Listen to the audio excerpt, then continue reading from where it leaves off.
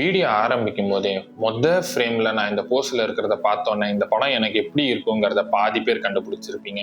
And you are absolutely right. 2025 Netflix கூட சேர்ந்து கிலெர்மோ del டோரோ எடுத்த படம் தான் பிராங்கன்ஸ்டைன். இந்த பிராங்கன்ஸ்டைன் படத்தை பத்தின என்னோட வெர்ஷன் ஆஃப் அனாட்டமி தான் இந்த வீடியோ. படத்தோட ஸ்டோரி, ஸ்கிரீன் பிளே, கிளிப்பிங்ஸ் எல்லாத்தையும் யூஸ் பண்ணி தான் நான் இந்த வீடியோ பண்ண போறேன். ஸோ அதனால ஃபுல் அண்ட் ஃபுல் ஸ்பாய்லர்ஸ் இருக்க போது படத்தை பார்க்கலன்னா ப்ளீஸ் படத்தை பார்த்து முடிச்சுட்டு இந்த வீடியோவை பார்க்கலாம். Now let's get started. உலகத்தோட முதல் கதை அப்படின்னு சொல்லப்படக்கூடிய ஆதாம் ஏவாள் கதையை எடுத்து அந்த கதையில மூணே கேரக்டர்ஸ் தான். ஒன்னு கடவுள், ஒன்னு ஆதாம், இன்னொன்னு ஏவாள். இத பிராங்கன்ஸ்டைன் படத்துல எப்படி நம்ம பிளேஸ் பண்ணலாம் அப்படின்னு பாத்தீங்கன்னா கிரியேட்டர், கிரியேச்சர் அண்ட் ஃபீமேல். இது எப்படி படத்தோட இன்க்ளைன் ஆகுது அப்படிங்கறத பாக்கணும்னா படத்துடைய மெயின் கேரக்டரான விக்டர் கிட்ட இருந்து தான் ஆரம்பிக்கும். படத்தை பொறுத்த வரைக்கும் கிரியேட்டர் கேரக்டர்ல இருக்கிறது யாரு அப்படின்னு பார்த்தோம்னா விக்டர். சோ அவர் கிரியேட்டரா ஆறதுங்கிறது it doesn't start from the very beginning itself. அதுக்கு ஒரு பெரிய ஜேர்னி போயிடும். அந்த பெரிய ஜேர்னி ஸ்டார்ட் ஆறதுல இருந்தே ஒரு எலமெண்ட் படத்துல அவர் கிரியேட்டர் ஆக போறாரு ஆர் இந்த மாதிரியான ஒரு கிரியேட்டர் ஆக போறாரு அப்படிங்கறத நமக்கு கன்சிஸ்டன்டா கதை சொல்லிட்டே இருக்கும். அந்த எலமெண்ட் கலர் ரெட். படம் ஆரம்பிச்சு 10 நிமிஷம் வரைக்கும் நம்மளால ரெட் கலரை வேற எங்கேயுமே பார்க்க முடியாது. ஈவன் தோ பிளட் ஸ்பில்ஸ் இருந்தாலும் அது நைட் சீக்வன்ஸ்ல இருக்கிறதுனால நமக்கு அது ரெட்னே நமக்கு கன்வே ஆகாது. ஆனா ஃபர்ஸ்ட் எவர் டைம் படத்துல ரெட் கலர் வருது அப்படின்னா அவங்க அம்மாவை காட்டும் போதுதான். விக்டர்ஸ் டேல் அப்படின்னு சொல்லப்படக்கூடிய படத்துடைய ஃபர்ஸ்ட் சாப்டர்ல என்டர் ஆகும் போது விக்டரை கூட காட்ட மாட்டாங்க, அவங்க அம்மாவை தான் காட்டும். அவங்க அம்மா top to bottom red colour அட்டையர்ல தான் இருப்பான். விக்டர் சின்ன வயசுல இருந்தே அவங்க அம்மா கூடயே வளர்ந்தாலும் அவருக்கு அவரோட டீச்சிங்ஸ் அண்ட் லேர்னிங்ஸ் எல்லாம் அவங்க அப்பா கிட்ட இருந்து வந்ததுதான். அந்த விக்டர்ன்ற கேரக்டர் குழந்தையாவே இருந்து குழந்தையோட இன்னசென்ஸ்ல இருந்ததுக்கான முக்கியமான காரணம் அவங்க அம்மா தான். ஒன்ஸ் அவங்க அப்பா ஒரு வாயேஜ் முடிச்சுட்டு வீட்டுக்கு ரிட்டர்ன் ஆன உடனே தான் ஒரு நெகட்டிவ் எனர்ஜி ஏதோ ஒண்ணு அந்த வீட்டுல வருது அப்படின்னா அது அவங்க அப்பாவுடைய என்ட்ரியில இருந்தா ஆரம்பிக்கும். விக்டர் கேரக்டர் எங்க உடைய ஆரம்பிக்கும் அப்படின்னா படத்திலேயே ரொம்ப இம்பார்ட்டன்டான மொமெண்ட் அவங்க அம்மா இறக்குறது. விக்டர் அவங்க அம்மாவோட சேர்ந்து கொஞ்சம் சந்தோஷமா இருந்துட்டு இருக்கிற நேரம் அவங்க அம்மாவுக்கு லேபர் பெயின் வரும். லேபர் பெயின் வந்தது மட்டும் இல்லாம நிறைய ப்ளீட் ஆகும். அந்த ப்ளீட் ஆகுறப்போ அவங்கள லேபருக்கு கொண்டு போகும்போது அவரை அங்கேயே இருக்க வைக்கிறப்போ அவங்க அம்மா கடைசியா அவங்க பையனோட ஷேர் பண்ணிட்டு அந்த ஒரு டச் பண்ணி முடிக்கும் போது Victor full and full white ட்ரெஸ்ல இருந்த ஆளு அவங்க அம்மாவோட ரத்தம் தான் முதல்ல அவரோட உடம்புல ஏற ரெட் கலர். சோ அது வரைக்கும் விக்டரோட உடம்புல ரெட் கலர்ன்ற ஒரு விஷயத்தையும் நம்மளால பார்த்திருக்க முடியாது. அந்த மொமெண்ட்ல இருந்து விக்டரோடைய காஸ்டியூம்ல படிப்படியா ரெட் கலர் ஏறாம விக்டர் அவங்க அம்மாவை கிரெமேட் பண்ணும்போது அவர் ஒரு ரெட் கலர் ஸ்கார்ஃப்ல ஆரம்பிக்கிற அந்த ரெட் கலர் படம் எண்ட் ஆகுற வரைக்கும் அவர் கூட ரெட் டிராவல் ஆயிட்டே. ஒன்ஸ் இந்த ரெட் கலர் ஸ்கார்ஃப் சின்ன விக்டருடைய கழுத்துல ஏறின அன்னைக்கு நைட்டு தான் அவர் எப்பவுமே வேண்டிட்டு இருக்கக்கூடிய டார்க் ஏஞ்சல் அவர் கனவுல வருவாங்க. அந்த கனவுல வரும்போது சாதாரணமா வர மாட்டாங்க, ஒரு ரெட் கலர் ஸ்கல்ப்சரா தான் அவர் முன்னாடி வந்து நிற்கும். அது வரைக்கும் அவங்க அப்பாவோட திட்டெல்லாம் வாங்கிட்டு இருந்த விக்டர் முதல் முறையா அவங்க அப்பாவை எதிர்த்து நிற்பார். இது ஒரு பக்கம் இருக்க, யூனிவர்சலா படங்களுக்கு ஒரு ரூல் இருக்கு. அது நிறைய பேருக்கு தெரியுமா தெரியாதான்னு தெரியல. தெரியாதவங்களுக்காக சொல்லணும் அப்படின்னா எந்த படத்துல ஒரு கேரக்டர் பால் குடிக்குதோ அந்த கேரக்டர் உங்களால நம்பவே முடியாது அப்படின்னு ஒரு ரூல் இருக்கு. The character who drinks milk is the most dangerous person in the film அப்படின்னு ஒரு சின்ன ஒரு மித் இருக்கு. அதுக்கப்புறம் அந்த ட்ரெடிஷனாவே ஃபாலோ பண்ண ஆரம்பிச்சிட்டேன். விக்டர் கேரக்டர் சின்ன வயசுல இருந்தே இந்த பால் குடிக்கிறது அப்படின்ற அந்த ஒரு விஷயத்த ஸ்டார்ட்ல இருந்து பண்ணிட்டே இருந்திருப்பாங்க. சோ இது கதையில நமக்கு இன்னொரு ஆடட் அட்வான்டேஜா what kind of a creator Victor is gonna be அப்படின்ற மாதிரியான அந்த ஒரு தின் லேயரையும் இது கேரி ஓவர் பண்ணிட்டே வரும். திரும்பவும் ஆதாம் ஏவாள் கதைக்கே போகும். இந்த ஆதாம் ஏவாள் கதையில கடவுள் ஆதாம கிரியேட் பண்றதுக்கு யூஸ் பண்ண விஷயம் என்னன்னு பாத்தீங்கன்னா ஒரு கிளே. அந்த கிளேல இருந்து தான் உயிர் உள்ள ஒரு ஆளை கிரியேட் பண்ணிருப்பார். திரும்பவும் இப்போ பிராங்கன்ஸ்டைன் படத்துக்கு வரும். இந்த பிராங்கன்ஸ்டைன் படத்துல விக்டர் கேரக்டர் கிரியேட்டர் ஆறதுக்கு அவருடைய விஷன் என்ன அப்படின்னு பாத்தீங்கன்னா டெட் ஹியூமனை என்னால உயிரோட கொண்டு வர முடியும் அப்படிங்கிறது தான். விக்டர் கேரக்டர் கிரியேட்டரா மாறுறதுக்கான ஜேர்னில உயிர் கொடுக்கிறது அப்படிங்கிறது தான் அவரோட விஷன். இப்போ கிரியேட்டர் அவரோட கிரியேச்சரை கிரியேட் பண்ணியாச்சு. கிரியேட் பண்ணதுக்கு அப்புறம் அவரு அந்த கிரியேச்சரை கூட்டிட்டு போய் ஒரு இடத்துல லாக் பண்ணி வைப்பார். பொதுவா ஒரு குழந்தை எப்படி பிறக்கும்? அந்த குழந்தை வயிற்றுல ஒரு கருவா உருவாகும். அந்த வயிற்றுக்குள்ள அது இருக்கும்போது அதுக்கும் அதோட அம்மாவுக்கும் நடுவுல இருக்கிற கனெக்ஷன் என்னன்னு பார்த்தோம்னா ஒரு அம்பிளிக்கல் கார்டா இருக்கும். கடைசியா அந்த குழந்தை பிறக்கிறதுங்கிறது பனிக்குடம் உடைஞ்சு தண்ணி வந்து அதுக்கப்புறம் தான் அந்த குழந்தை வெளில வரும். இந்த குழந்தை பிறக்கிற இந்த ப்ராசஸ அப்படியே பிராங்கன்ஸ்டைன் படத்துல பிராங்கன்ஸ்டைன் பூமிக்கு பிறக்கிறான் அப்படின்ற மாதிரியான ஒரு சீக்வன்ஸா கிரியேட் பண்ணிருப்பாங்க. இது ரெண்டுத்தோட சிமிலாரிட்டிஸ் என்னன்னா, இங்க இருக்கிற செயின், இங்க இருக்கிற அம்பிளிக்கல் கார்ட், இங்க இருக்கிற கருவறை, இங்க இருக்கிற அந்த டார்க் ரூம், இங்க ஒரு குழந்தை பூமிக்கு வரணும் அப்படின்னா பனிக்குடம் உடைஞ்சு அங்க இருந்து தண்ணி வந்து அதுக்கப்புறமா குழந்தை வெளில எடுக்கப்படுறதுதான் குழந்தை பூமிக்கு வர்றது. ஆனா பிராங்கன்ஸ்டைன் இருக்கக்கூடிய அந்த இடத்துல எல்லாமே நொறுங்கி, இங்க தண்ணினா இங்க நெருப்பு வெடிஞ்சு ஒரு குழந்தை பூமிக்கு வருது அப்படின்றதுதான் பிராங்கன்ஸ்டைன் பூமிக்கு வந்த கதை. நம்ம கிட்ட இப்போ கிரியேட்டர், கிரியேச்சர் ரெண்டுமே இருக்கு. மூணாவது முக்கியமான எலமெண்ட் ஏவாள். இந்த படத்தை பொறுத்த வரைக்கும் எலிசபெத் கேரக்டர். ரெண்டு பேரோட லைஃப்லயும் எலிசபெத்துடைய என்ட்ரி என்ன மாதிரியான சேஞ்சஸ் உருவாக்கி இருக்கு அப்படிங்கறது தான் இப்ப நம்ம பார்க்க போறோம். அதுல நம்ம ஃபர்ஸ்ட் பார்க்க போறது விக்டருக்கும் எலிசபெத்துக்கும் இருக்கிற ஈக்குவேஷன் என்ன அப்படிங்கறத பார்ப்போம். முதல்ல விக்டர் எலிசபெத்தை பார்த்ததும் he gets attracted. ஆனா அது வெறுமனே அவங்களோட அப்பியரன்ஸ் லுக்குக்காக மட்டும் இல்லாம போக போக எலிசபெத்துடைய தாட் ப்ராசஸ், எலிசபெத்துடைய ஓப்பன் மைண்ட்னஸ், நம்மளுடைய ஒரு ரெசிப்ரோகேஷன் தான் அவளோ அப்படின்னு இவராகவே பிலீவ் பண்ணிட்டு தான் அந்த அட்ராக்ஷனுடைய மீட்டரை இன்னும் ரைஸ் பண்ணிட்டே இருப்பார். இங்க ஒரு முக்கியமான டீடைலிங் என்ன அப்படின்னு பாத்தீங்கன்னா, ஒரிஜினல் நாவல்ல விக்டருக்கு எலிசபெத்ன்ற கேரக்டர் நான் பிளட் ரிலேட்டட் கசினாவும் லேட்டர் எடிஷன்ஸ்ல ஒய்ஃபாவும் தான் ஆக்கியிருக்காங்க. ஆனா பிராங்கன்ஸ்டைன் படத்தை கிலெர்மோ டெல் டோரோ ட்ரீட் பண்ணது என்னவா ட்ரீட் பண்ணாருன்னா, எலிசபெத் கேரக்டரை விக்டரோட தம்பி ஒய்ஃபா பிளேஸ் பண்ணதுதான் இங்க இருக்கக்கூடிய முக்கியமான ஒரு பிரில்லியன்ஸா நான் பார்க்கிறேன். விக்டருக்கு தம்பி கேரக்டரே ஒரிஜினல் புக்ல கிடையாது. ஒன்ஸ் இஃப் விக்டருக்கு எலிசபெத் கிடைச்சிருந்தா விக்டருடைய லைஃபோட பெர்ஸ்பெக்டிவ் கம்ப்ளீட்டா சேஞ்ச் ஆயிருக்கும். ஏன்னா எலிசபெத்தை பொறுத்த வரைக்கும் நேச்சர் தான் அவளோட கம்ப்ளீட் ரெலம் ஆஃப் எக்ஸிஸ்டன்ஸ். அதே சமயம் விக்டருடைய ஃபோக்கஸ் அண்ட் விஷன் எப்படின்னா நேச்சுரல் லாக்கு அப்படியே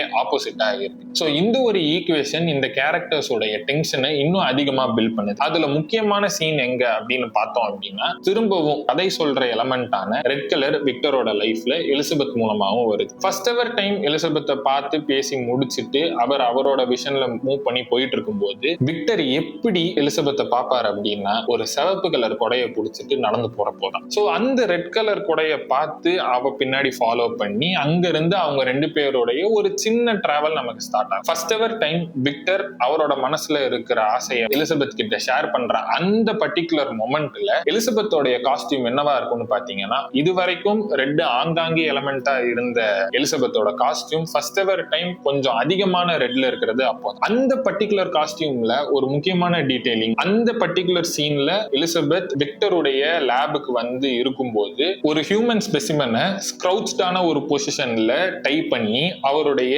ஸ்பைனல் கார்டை அனலைஸ் பண்றதுக்காக அந்த ஸ்கின்னை பீல் ஓபன் பண்ணி அது விசிபிளா இருக்கிற மாதிரியான ஒரு பொசிஷன்ல ஸ்ட்ரக்சர் பண்ணி வச்சிருப்பாரு. அதை பார்க்க வந்த எலிசபெத் ஒரு ஸ்பெசிமனை பார்க்கிறோம், ஒரு இறந்த ஒரு உடலை பார்க்கிறோம் அப்படின்ற எந்த விதமான சலனமும் இல்லாம நேச்சருக்கு எந்த அளவுக்கு வந்து ஒரு பியூட்டி அதுல இருக்கு அப்படின்றத அனலைஸ் பண்றதுக்கு அவளும் ஸ்க்ரௌச் பண்ணி அதை பார்த்துட்டு இருப்பா. இந்த இடத்துல காஸ்டியூம் டிசைனிங்கும் ப்ரொடக்ஷன் டிபார்ட்மெண்ட்டும் எப்படி ஒரு அழகா ஒரு மேரேஜ் ஒண்ணு நடந்திருக்கும் அப்படின்னா, இந்த ஸ்பெசிமனுடைய ஸ்பைனல் கார்டு ப்ராப்பர் பிளட் ரெட்ல ஸ்பைனல் கார்டோடைய ஸ்ட்ரக்சர் நீங்க பார்த்த மாதிரி அப்படி இந்த பக்கம் வரும். அப்படியே கேமரா இந்த பக்கம் வந்தா எலிசபெத்துடைய காஸ்டியூம்ல பின்னாடி அவங்களுடைய லேஸ் எல்லாமே ரெட் கலர் நாட்ஸ்ல ஸ்பைனல் கார்டு டிசைன்லயே இருக்கும். ஒரு ரெண்டு ஜக்ஸ்டபோசிஷன் இருக்கும்போது அந்த விஷுவல் அவ்வளவு பவர்ஃபுல்லா இருக்கும். ஏன் அது பவர்ஃபுல் அப்படின்றது சொல்ல வரேன்னா, அந்த பர்டிகுலர் ஜக்ஸ்டபோசிஷன் தான் விக்டருக்கு டக்குன்னு அவரு நினைச்சதை சொல்றதுக்கு ஒரு புஷ் பண்ண மாதிரி. அவரை பொறுத்த வரைக்கும் அது எல்லாமே ஒரு சைன்ன்ற மாதிரி எடுத்துட்டு அவர் அப்பதான் ஃபர்ஸ்ட் டைம் அவர் எக்ஸ்போஸ் பண்ணுவார். எக்ஸ்போஸ் பண்ணாலும் எலிசபெத்துக்கும் விக்டருக்கும் எந்த விதமான ஒரு கனெக்ஷனும் நடக்காது. அங்க இன்னுமே ரெப்பல்சிவா ரெண்டு பேருமே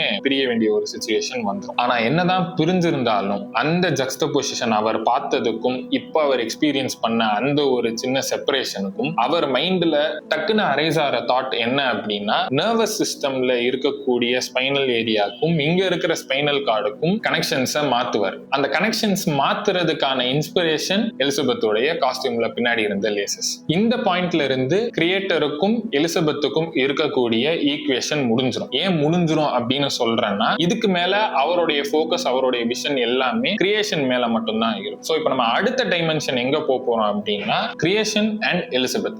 இவங்க ரெண்டு பேரோட ஈக்குவேஷன் தான் the most cherry on top of the film. ஏன் சொல்றேன்னு இப்போ உங்களுக்கு புரியும். திரும்பவும் ஆதாம் ஏவாள் கதை கேட்போம். ஆதாம் ஏவாள் கதையில முக்காவாசியான கம்ப்ளைண்ட் என்ன வரும் அப்படின்னா, ஏவாள் பழத்தை வந்து பாம்பு கிட்ட இருந்து எடுத்து கொடுக்கல அப்படின்னா ஆதாம்ன்ற ஆள் வந்து கடவுளுக்கு கீழ்ப்பணிஞ்சவனாவே இருந்திருப்பான். இவங்க ரெண்டு பேரும் லைஃபோட ஃபுல்லஸ்ட வாழ்ந்திருப்பாங்க, நிறைய கஷ்டப்பட்டிருக்க மாட்டாங்க அப்படின்னு சொல்லிதான் கதை வந்து போகும். ஆனா கிலெர்மோ டெல் டோரோ இந்த இடத்துல ஒரு சின்ன பிளே பண்றாரு. இந்த படத்துல ஒரு retelling of Adam and Eve story வந்து ஒன்னு ஷிஃப்ட் ஆகும். அது என்ன நடக்கும் அப்படின்னா, ஒன்ஸ் ஆடம் இஸ் கிரியேட்டட், அதாவது கிரியேச்சரான ஆடம் கிரியேட் ஆகி கீழே இருக்கும்போது கிரியேச்சரோட லைஃப்ல எலிசபெத் என்டர் ஆனதும் அவனுக்கு கொடுக்கிற விஷயம் என்னவா இருக்கும்னா நாலேஜ். அந்த நாலேஜ்ன்ற விஷயத்தை நம்ம கான்சியஸ்னஸ் ஆர் ரேஷனல் திங்கிங் அப்படின்ற வார்த்தையிலையும் போட்டுக்கோம். இதை ஏன் கான்சியஸ்னஸ் ரேஷனல் திங்கிங் அப்படின்னு சொல்றேன் அப்படின்னா, அந்த ஃபர்பிடன் ஃப்ரூட்டை எடுக்க கூடாது, அதை எடுத்ததுக்கு அப்புறம் தான் பிரச்சனை.